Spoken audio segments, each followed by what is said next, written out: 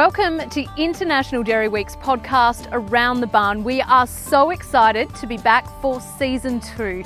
Hello, I'm your host, Casey Treloar, and this is the online space where those in the Australian dairy industry can connect with each other, as well as those right around the world in the lead up to Australia's premier dairy show in January.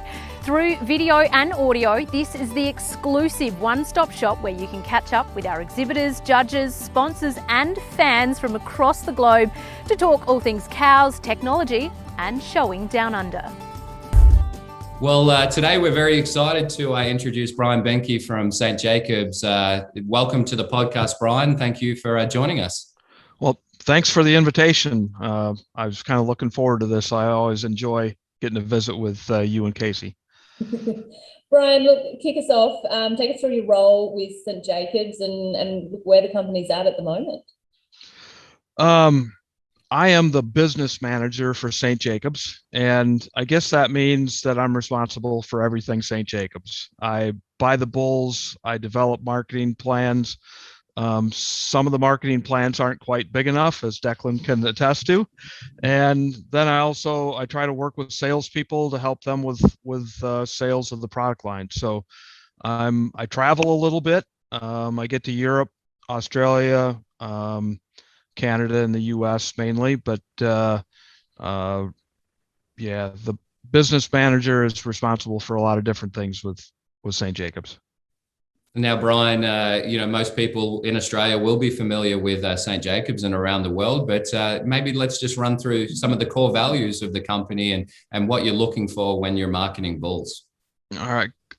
St. Jacobs has been around. It was an Ontario-based company, started in 1958, and always prided itself in buying bulls out of great cows and strong cow families. And that has not changed. We still try to buy off the top end of cow families and buy bulls that are relevant to the industry. Through the years, that's all kind of changed, and genomics helped push us even farther to use genomic information on those good cow families and develop bulls that had production, had good health traits that wouldn't hurt you to go along with that outstanding type. So that in combination has given us some bulls that are a little longer lasting, and cows that stand the test of time. So that's still what we're all about, trying to make those beautiful cows, and now with a little bit more production and health built in.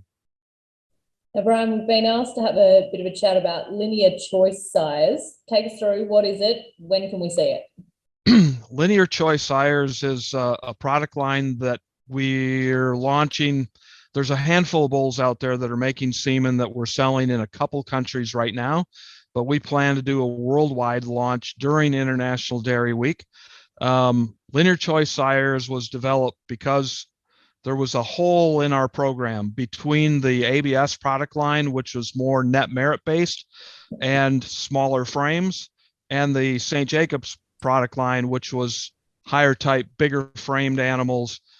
People were looking for those that were just make me a medium-sized cow with no functional health trait problems, no functional physical trait problems.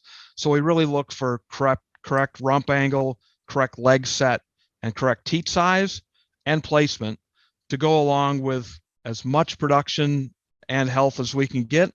So these bulls that we're buying and actually making ourselves now are, they're over 2,800 TPI for sure.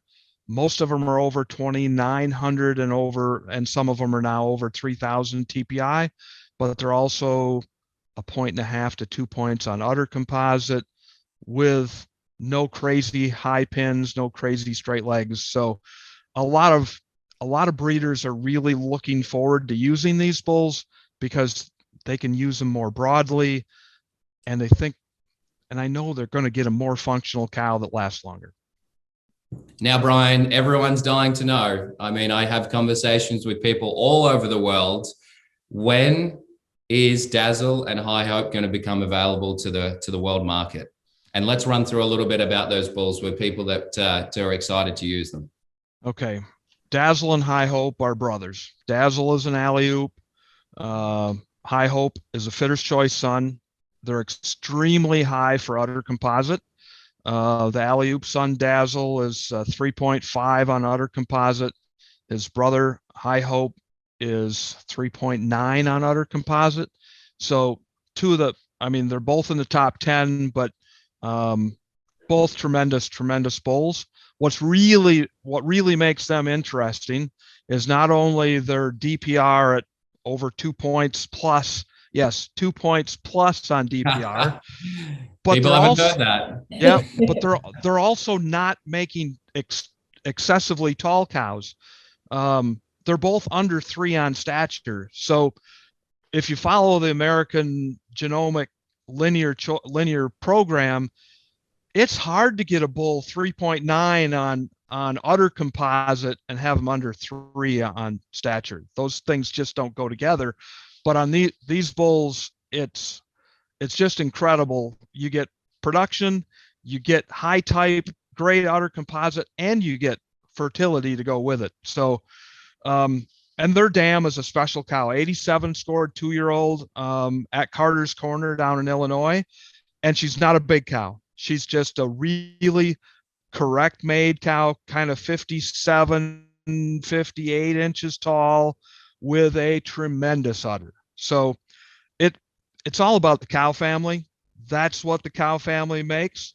They're not big and rangy, and they're not built to be show cows. They're built to be really good cows. And I think these 2 bulls are going to hit it out of the park. We're collecting semen on Dazzle right now. He's just started. High Hope, hopefully in the next month, we'll start to make semen. And we plan to have some semen available for Dazzle in December, if he makes enough. And at the same time, when we're in Australia, we're going to have Dazzle and High Hope available on the stand. Yeah, fantastic. Now, you heard it here first, folks. Dazzle and High Hope at International Dairy Week. I can guarantee you there'll be people running to the ABS booth because, in my career here in the agricultural industry, these bulls are what I like to call a unicorn. They're just, they're hard to find, and it's nearly impossible. So make sure, you head down to the ABS booth at International Dairy Week and see Brian, because I can tell you, if you're not down there the first day, those bulls are going to be sold out. So they're incredible bulls. And as Brian said, over 2 for DPR on Dazzle. It's just, we haven't seen anything like it, and over 3.55 for type. That DPR is just out of this world. So. Right. Brian, And that's a good point, Declan, is that there's not going to be a tremendous amount because of the international demand for the bull. So any one country is, when they're first released, there's just a limited amount. Brian, one bull that is very much available and has got some calves on the ground, Summerfest. Take us through him. King Dachshund out of McCutcheon Summer. And, she's 95 points, was nominated All-American and All-Canadian, tremendous uddered cow. And a few years ago, I got the genomic information on he and his full brother, and also the Eunuch Son Select, and really liked this King Dachshund. And then it was close between the 2 King Dachshunds, just looking on paper. I went to the Royal Winter Fair, met with Dave Diamond, went out to the farm, saw the bulls in person. No doubter. Summerfest, just a tremendous individual, long-bodied, but had that balance, had the little extra width to his chest, a little more forerib, and was lucky enough to be able to land him and bring him to St. Jacobs. Now that we've got semen out there, the oldest ones will be calving here this fall. I think the oldest ones are born late November. But the heifers look like him. They're long framed, but they have that width that not a lot of the show bulls have.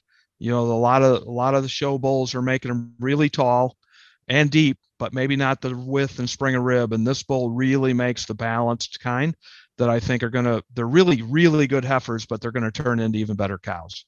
So I'm excited to see him. I have not been this jacked up about a bull in a long time. Like, he's really got me pumped up.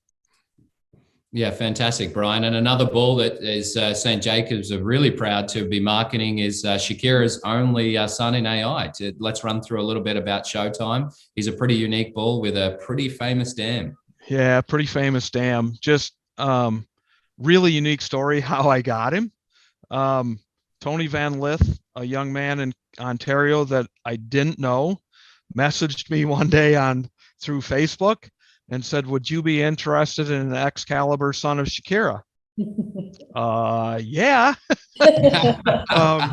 And I had been following. I knew who Excalibur was. I'd seen a few heifers out at one of the local farms, and they were made right. And I liked the breeding behind him. And he brought some milk into the equation with, the bottom side of the pedigree. I'm like, this makes some sense. And he's like, well, I just bought the bull from Firm Jacobs, and I'm going to genomic test him, and I'll send you the information. He said, does he have to fit a certain criteria? And I said, he's got to be better than parent average. And yeah. As it turns out, he was fair amount better than parent average. But what's really working out is the quality of the calves. They look like Shakira. They're long framed, not maybe, they've got a little more strength than they do dairy style to them. They're a little stronger through the front end, but their pins are down just a little bit. They've got wide rumps. They've got super foot and leg. Yeah, he's pretty cool.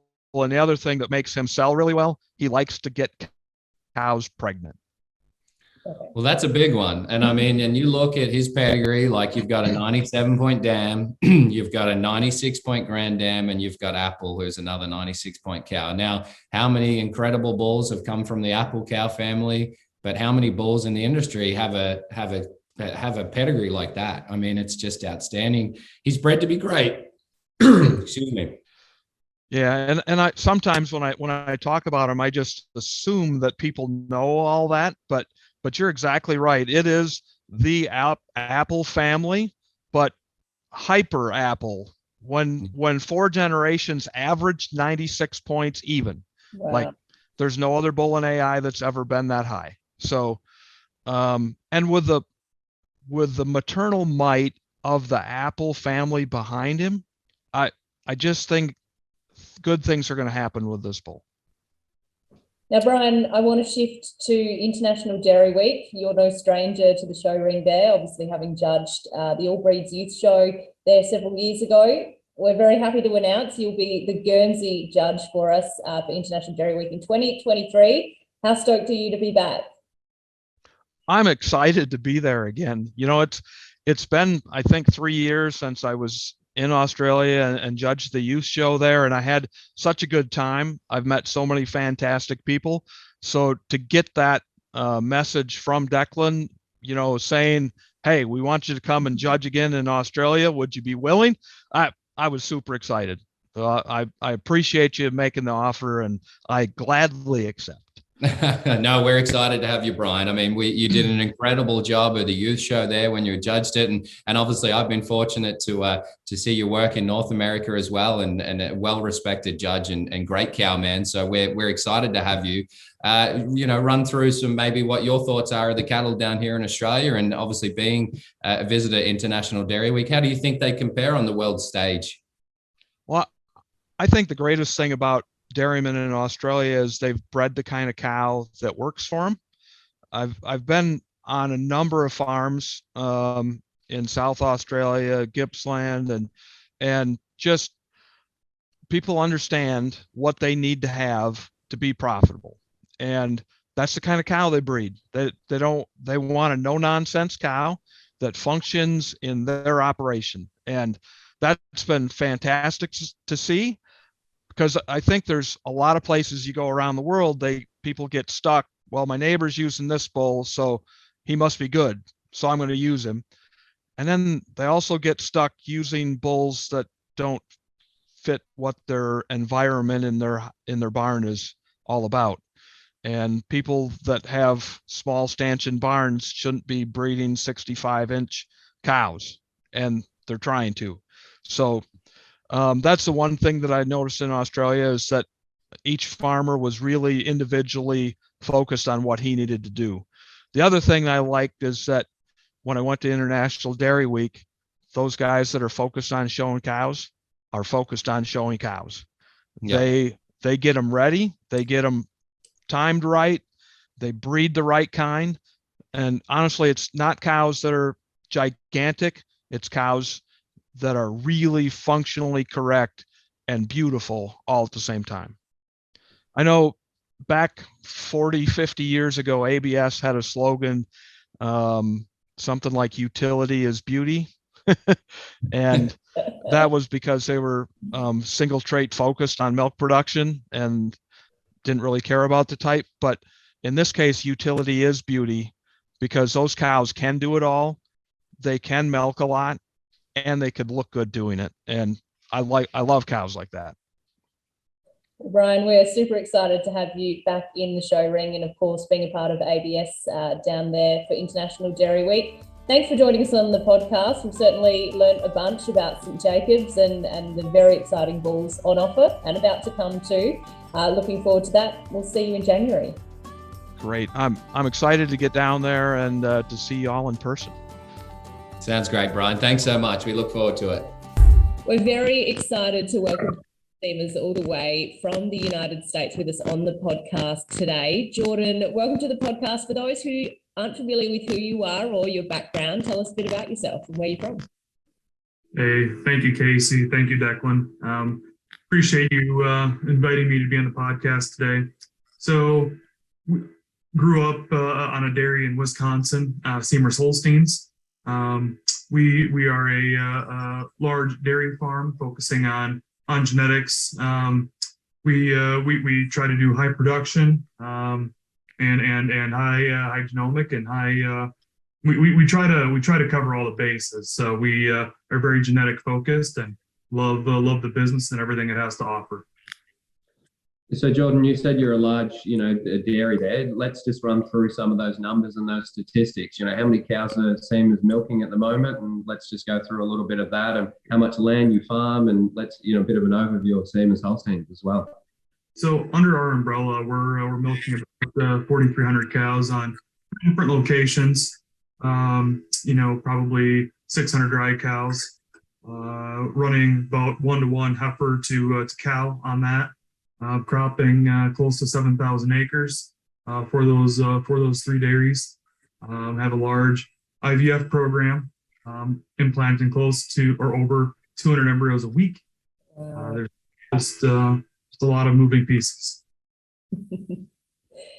And Jordan, look, obviously you mentioned Seamers Holsteins has a high focus on genetics and the production side of things, but Seamers Holsteins, the name's been no stranger to the show ring as well. Yeah, no, we certainly have prided ourselves in really showing us what got our family back into Holstein genetics in about 2007, 2008. We had been a crossbred dairy focusing on Billiard Swedish Shreds, and it was showing that got us interested in the Holstein cow. We proved to ourselves that Holsteins could make 3,000 to 5,000 pounds of lactation more than their crossbred herd mates. And so that is what reinstilled our focus back on the Holstein side of the game. Now, Jordan, you mentioned a little bit earlier there about genomics. So let's just run through. I think, I've been a big believer of genomics, and people around the world will obviously understand the level of involvement on the genomic side the industry's gone through in the last few years, but Seamers are absolutely killing it in the genomic game. So let's just run through, how important are genomics for your business, and where is it taking your program? Oh, genomics has revolutionized our business. I really don't know how else to say it other than we can be extremely focused on the traits we want to chase after. We can pinpoint very fast. We can make extreme, aggressive, rapid genetic gains. Yeah, I think the breed is definitely better due to genomics, due to getting out in front of the horse, predicting where where the card is going. So obviously, Declan, you've taught me a lot about the genetic game. So I'm very appreciative to you for that, and very excited where the next section of the genomic business is going to take us. And so, Jordan, you touched that obviously people that may not know, actually, Jordan and Casey and myself all worked together at Butlerview. We both did internships, or we all started doing internships at Butlerview Farm. So obviously all good friends and have a great relationship. So, it was amazing to work as an international force at that time at one of the best farms in the world. And we had some pretty cool cows there, Jordan, that year that we and Casey were working with, right? That was one of the best experiences of I think, I don't want to speak for you, but one of the best experiences of all of our lives. We got to see and do a lot of things that in a very short amount of time that I don't know as if I'll ever be able to do again. And look, Jordan, we were all so young when we did that internship. You're still pretty young yourself, and you're kicking some pretty big goals over there. What are your next goals? What are you planning to do now? Yeah, so that's a great question, Casey. So, I would say in the last year, we've done some pretty fun things. Our family, we purchased 2 dairies in the last year, grown quite rapidly.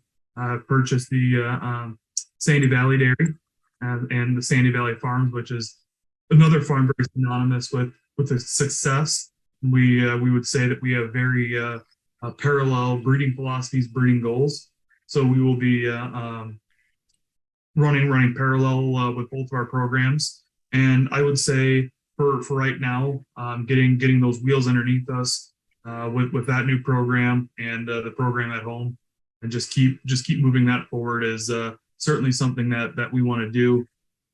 As far as new goals and niches within the industry, I just think we need to maintain some of our defined goals and stay within those goals and not try to deviate from that, which is so easy to do in this business.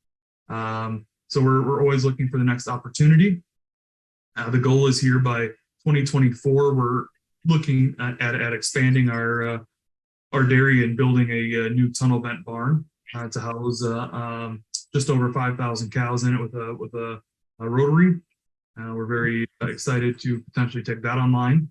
At the present time, we are working on methane digesters, CNG separation, and a whole green energy space that we're very excited to enter. I think the area of renewable energy is something that is very exciting, combined with energy, making milk, which is and in our genetics, we're trying to make a sustainable business model as possible, sustainable for the future and sustainable for our environment.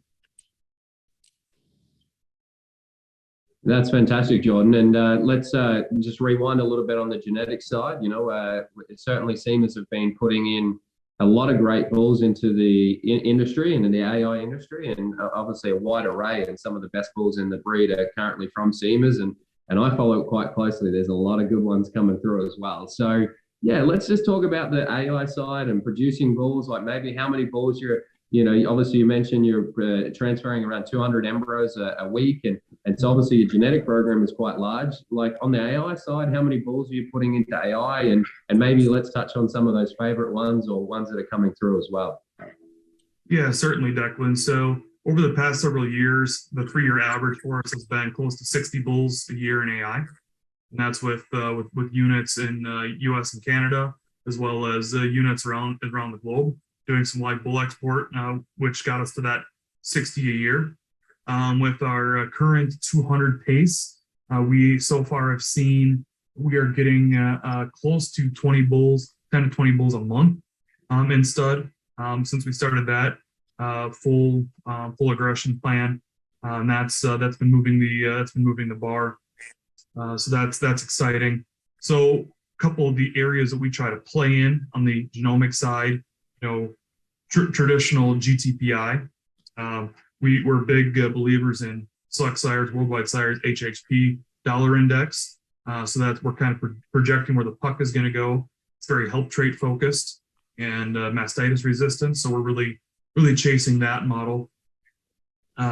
We like to do something we call tweener bulls, which is TPI and type, and trying to marry them together. That's been a big passion of ours since genomics originally came out. One of the, a couple of those examples would be Petty was an early example.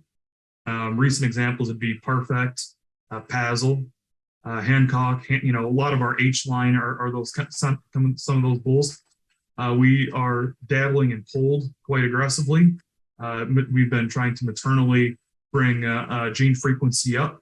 So we have some strategies on gene frequency and red carrier as well. We applied those same principles in our poll department to our red carrier department, and just trying to keep the torch moving forward and build enough diversity within.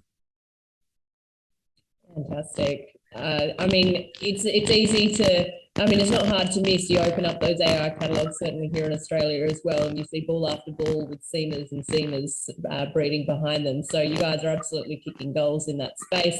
Jordan, I'm just going to rewind a little bit. You mentioned the takeover of, or the purchase of Sandy Valley Farms. That was huge news at the time. Take us a bit behind the scenes of that. How does such a takeover of such a huge name there in the US happen between you guys and Sandy Valley Farms? Yeah, that's a great question. So Sandy Valley is owned by three brothers, and they were getting up in age, and they were kind of looking for a way to maybe bring funds in to their for their retirement. And I guess we had very similar likes and beliefs, and we decided when we met that it was something that we could work together and build upon. And we're very excited to work with the family. Still at Sandy Valley would be Frank, his family. So Danae, her husband Eric, brother Ethan, and his wife Portland. So there's still a very family unit up there. We're very excited to work with that very talented family and bring them within our fold. Yeah, fantastic, Jordan. And you also mentioned earlier about showing cows and the passion it brought back into the love of Holsteins. And obviously, Casey and I, we love showing cows. And this is an International Dairy Week podcast, right? So we're all about showing. Let's run through where I'm going to be heading across to World Dairy Expo here in a couple of weeks, and looking forward to catching up and seeing the best cows in the world. Tell us about Seamers. You got a few cows going, and anything that you're really excited about? Yeah, Declan. Yeah, good point to wrap us around to IDW there. I forgot it was an IDW podcast there for a couple minutes. I get very passionate about the other side. But on the show cow side, yes, we do have some very exciting animals going. We have a 4-year-old, a King Royal that we've shown the last couple of years out of a Jedi out of Mogul Hanker. She was won last year in the junior show, the junior threes. And she's fresh again. She'll be showing 4-year-olds. We have several daughters out of Strands Gen D Tequila Red. We're very excited about. We've been moving embryos around the world from her. 96-point cow out of Dam. That's 96-point cow as well. Seamer's Awesome Great. Was unanimous All-American Senior 2 a couple years ago. She's becoming our new exciting donor dam. So we have several daughters from her coming as well. So we'll have a big red and white heifer string.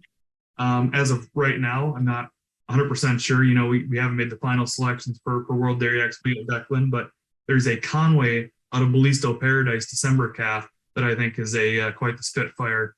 So I did not think that we'd be showing a Conway out of Ballisto Paradise, but sure enough, transition barn up at Sandy Valley saw this really flashy black calf around, and we went, whoa, whoa.